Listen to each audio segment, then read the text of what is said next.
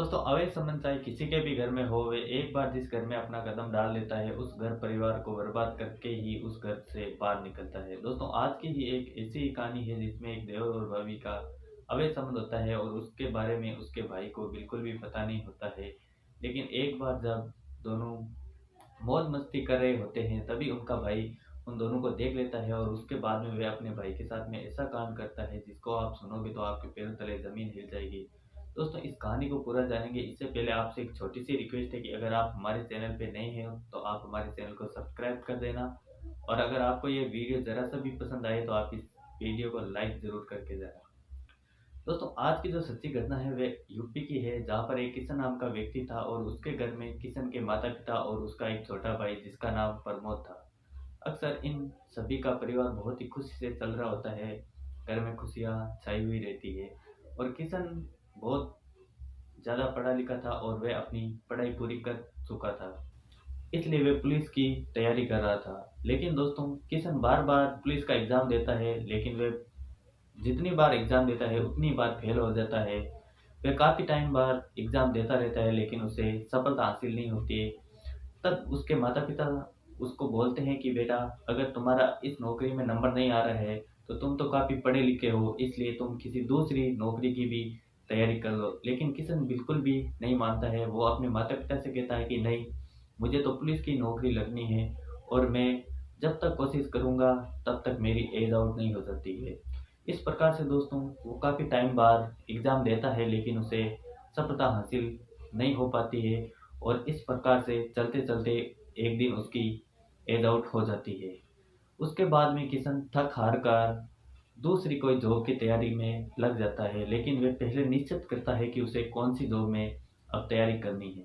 तो वह काफ़ी सोच विचार करके शिक्षक की यानी टीचर की नौकरी की तैयारी करने लग जाता है। किशन पहले तो लगभग 2 साल तक कंटिन्यू उसकी पढ़ाई करता है, अच्छी तरीके से उसका रिवीजन करता है। जब वे पूरी तरीके से पढ़ाई कर लेता है तो 2 साल बाद में वे एग्ज़ाम देता है और पहले ही एग्ज़ाम में वे उत्तीर्ण हो जाता है और अच्छे अंकों से प्राप्त हो जाता है। और प्राप्त होने के बाद में उसको अच्छे अंक प्राप्त हो जाते हैं और अच्छे अंक प्राप्त होने के कारण उसे जल्दी ही जॉइनिंग लेटर आ जाता है और जॉइनिंग लेटर आते ही वे ड्यूटी ज्वाइन कर लेता है। इस प्रकार से उनका जीवन और भी ज़्यादा बेहतर होने लग गया था।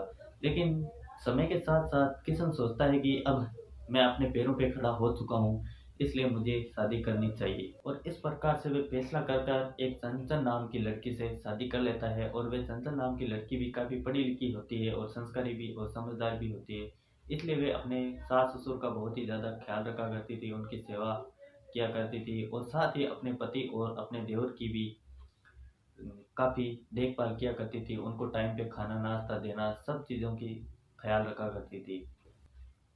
लेकिन इसके चलते चलते धीरे धीरे काफ़ी टाइम बीतता है और एक बार किशन के स्कूल की छुट्टियां हो जाती है काफ़ी लंबे टाइम के लिए। और तब किशन और किशन की पत्नी चंचल दोनों कहीं जाने के लिए, कहीं घूमने के लिए जाने की प्लानिंग बनाते हैं। तो वे दोनों निश्चित करते हैं कि अब की बार हम दिल्ली घूमने के लिए चलेंगे, वहाँ पर ही रहेंगे और वहाँ का जो दृश्य है उसको देखेंगे और आनंद लेंगे। तो वह दिल्ली जाने की तैयारी में लग जाती है, लेकिन तभी उसके यानी किशन के मन में ख्याल आता है कि क्यों ना मैं अपने छोटे भाई प्रमोद को भी अपने साथ रख लूं, जिससे वह बाहर घूमेगा तो उसका मन भी हल्का हो जाएगा और उसका दिमाग भी फ्रेश हो जाएगा। और साथ ही वे उसको पुलिस की तैयारी करवाना चाहता था, क्योंकि उसका सपना तो अधूरा रह गया था, इसलिए वे अपने भाई को पढ़ा लिखा कर उसको पुलिस में भेजकर अपना सपना पूर्ण करना चाहता था। इसलिए वे सोचता है कि मैं कि प्रमोद को भी साथ में ले लेता हूँ, जिससे मैं इसकी पढ़ाई पर ध्यान दे पाऊँगा और इसको काफ़ी चीज़ों में मैं इसकी मदद कर सकूँगा। क्योंकि दोस्तों किशन को काफ़ी लंबे समय का एक्सपीरियंस था, इसलिए वे प्रमोद को भी अपने साथ लेने का निश्चय कर लेते हैं। और इस प्रकार से तीनों दिल्ली के लिए निकल जाते हैं और दिल्ली में जाकर एक छोटा सा कमरा ले लेते हैं जिसमें 2 रूम होते हैं और एक किचन और बाथरूम होते हैं। वहाँ पर जाकर शिफ्ट हो जाते हैं और वो काफ़ी अच्छी तरीके से वहाँ पर अपना समय बिताने लग जाते हैं। थोड़ा बहुत समय बीतता है और तभी किशन को पता चलता है कि यार यहाँ पे तो काफ़ी ज़्यादा महंगाई है, इसलिए यहाँ का खर्चा बहुत ज़्यादा है, मुझे कुछ ना कुछ करना पड़ेगा। इसलिए किशन पास ही में एक कोई छोटा सा रूम अलग से ले लेता है और वहाँ पर ट्यूशन पढ़ाना चालू कर देता है। किशन दोस्तों पहले तो अपने भाई और अपनी पत्नी के साथ में घूमने जाया करता था, और उसके बाद में वह आकर थोड़ा आराम किया करता था, और उसके बाद में 2 से ढाई घंटे तक अपने भाई को पढ़ाया करता था, और उसके बाद में ही वह ट्यूशन के लिए जाया करता था। इस प्रकार से उनकी रोज़मर्रा ज़िंदगी में ये सब कुछ चल रहा होता है। और इधर चंचल भी अपने देवर की पढ़ाई पर बहुत ज़्यादा ध्यान दिया करती थी, क्योंकि जब किशन ट्यूशन पढ़ाने के लिए चला जाता तो पीछे से उसकी देखभाल और उसकी पढ़ाई की जिम्मेदारी चंचल की होती थी, इसलिए वे अपने देवर को काफ़ी समझाया करती थी। इस प्रकार से ये सिलसिला जारी रहता है। लेकिन इधर जब किशन ट्यूशन के लिए जाता तो वे दोनों देवर भाभी ही अपने घर में रह जाते, और वे दोनों एक दूसरे के बहुत ज़्यादा करीब रहते थे, जिससे उसके अंदर काफ़ी गंदी नज़रों से देखने लगते हैं एक दूसरे को, और एक दूसरे के प्रति आकर्षित भी होने लगते हैं। चंचल का देवर यानी प्रमोद चंचल के पास में जाता है और उसके साथ में कुछ गंदी हरकतें करता है, लेकिन चंचल कुछ भी नहीं बोलती है, और मानो ऐसा लग रहा था कि वे भी उसका सपोर्ट कर रही है, सहयोग कर रही है। इस प्रकार से वे धीरे धीरे दोनों नज़दीक में आ जाते हैं, और वे एक दिन दोस्तों ऐसी चरम सीमा पर पहुंच जाते हैं जहां पर एक पति और पत्नी का हक होता है, लेकिन उन दोनों को बिल्कुल भी अंदाज़ा नहीं होता है कि ये दोनों क्या कर रहे हैं, क्योंकि घर में कोई रहता नहीं था। वे तीन ही लोग थे, जिनमें से किशन तो ट्यूशन के लिए चला जाता, और वे पीछे से दोनों रंगोलियाँ किया करते थे। वे दोनों बहुत ही ज़्यादा आनंद में लेते हैं। जब देवर और भाभी यानी प्रमोद अपनी भाभी के साथ में पहली बार शारीरिक संबंध बना रहा था, वो पहले किसी भी लड़की या औरत के साथ में ऐसा कभी नहीं किया करता था, क्योंकि उसे ऐसा आनंद आ रहा था जैसा मानो आज तक उसकी ज़िंदगी में ऐसा पल हसीन आया ही नहीं। इस प्रकार से उनका ये काम हमेशा के लिए बन गया था। जैसे ही किशन ट्यूशन के लिए जाता तो वे पीछे से अपने काम में लग जाते थे। एक बार होता क्या है दोस्तों कि किशन जल्दी में होता है और वह ट्यूशन के लिए निकल जाता है, लेकिन वो अपनी स्मार्टफोन अपने ही रूम में भूल जाता है।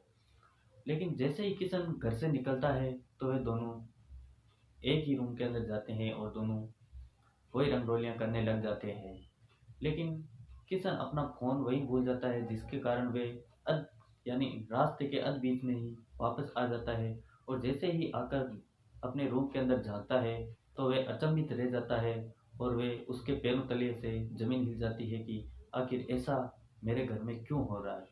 दोस्तों पहले तो किशन हक्का बक्का सा रह जाता है, कुछ बोल भी नहीं पाता है, लेकिन फिर थोड़ा सा सांस लेता है, और उसके बाद में उन दोनों को बहुत ज़्यादा डांटता है, और बहुत ही बुरी तरीके से उनके साथ में व्यवहार करता है, और उनको समझाने की कोशिश करते हैं। क्योंकि दोस्तों किशन काफ़ी समझदार था, इसलिए वे उन दोनों को समझाता है कि देखो ये बात हम तीनों के बीच में ही रहनी चाहिए, तुम दोनों के बीच में जो हुआ सो हो गया, लेकिन आगे से तुम ध्यान रखना, अब की बार अगर मैंने ऐसा करते हुए आपको देख लिया तो मैं अब की बार आपको नहीं बख्शूंगा, और मैं आपको ऐसी सज़ा दूंगा जिसके बारे में आप सोच भी नहीं सकते हो। लेकिन इस बात को किसी को भी नहीं बतानी चाहिए, ये हम तीनों लोगों के बीच ही रहनी चाहिए। अब हम यहाँ पर एक पल भी नहीं रहेंगे, और हम वापस उत्तर प्रदेश चलेंगे, और वहाँ पर किसी को भी इसकी खबर नहीं लगनी चाहिए, हालांकि माता पिता को भी ये खबर नहीं होनी चाहिए। इस प्रकार से दोस्तों वे उन दोनों को समझाता है, और उसके बाद में वे दिल्ली से सीधे उत्तर प्रदेश चले जाते हैं। तो इस प्रकार से गांव में आकर उनका सिलसिला वैसे ही शुरू हो जाता है जैसे पहले चल रहा था, यानी किशन अपनी ड्यूटी पे चला जाता है, और वे अपने माता पिता के साथ ही और चंचल अपने सास ससुर के साथ ही घर में रहा करते थे। लेकिन दोस्तों इधर जब प्रमोद और चंचल अलग हो गए, यानी एक दूसरे से बात भी नहीं कर सकते, एक दूसरे से मिल भी नहीं सकते, और उन दोनों को उनकी नज़दीकी बहुत ज़्यादा तड़पाया करती थी, इसलिए वे दोनों एक दूसरे से मिलने के लिए बहुत ही ज़्यादा बेचैन रहा करते थे, और वे एक दूसरे के बिना मानो अब एक पल भी नहीं रह सकते थे। लेकिन करे तो करे क्या, उनको कुछ समझ में नहीं आ रहा था। तो इस प्रकार से दोस्तों प्रमोद और चंचल दोनों प्लानिंग बनाते हैं चुपके चुपके से, किसी को पता भी नहीं चलता है। हालांकि उसके माता पिता को तो इस बात की बिल्कुल भी भनक भी नहीं रहती है, लेकिन उसके भाई को तो पूरी सच्चाई पता थी। लेकिन फिर भी वे अपने भाई से डर कर चोरी चोरी चुपके चुपके प्लानिंग बनाते हैं, और किशन के साथ में बहुत ही बुरा करने की सोच लेते हैं। तो इस प्रकार से दोस्तों एक बार होता क्या है कि किशन ड्यूटी पे जाकर वापस अपने घर आता है और खाना पीना खाता है, और जैसे ही शाम होती है तो किशन खाना पीना खा के अपने रूम के अंदर जाता है।